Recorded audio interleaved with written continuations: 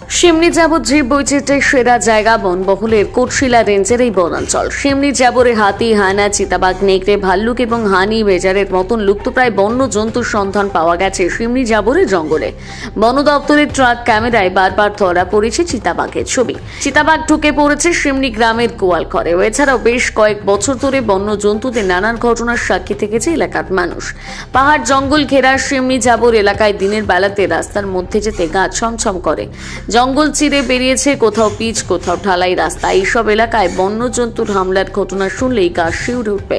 বাঘের কবলে গরু, জঙ্গলে কাটে আনতে গিয়ে ভাল্লুকের হামলার শিকার। বন্যজন্তুর ভয়ে বছরভর আতঙ্কে থাকেন গ্রামের বাসিন্দারা।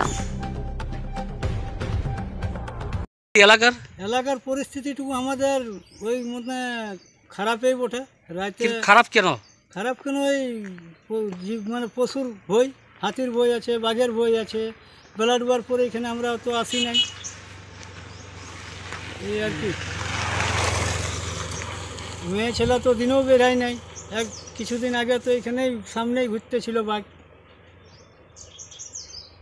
আর এমন হয়তো 5টার দিকে কোনো দিন হাতিও বেরান যায়, 5টার সময়, 7টার সময়, 8টার সময়। ওটা কোনো টাইম টেবিল ওদের থাকে না, কখন যে বেরান যায় ওটা বলতে পারবে না এই মানুষে। কোথায় বাড়ি আপনার? বাড়ি হচ্ছে আমার পাড়রা। কোন ব্লক?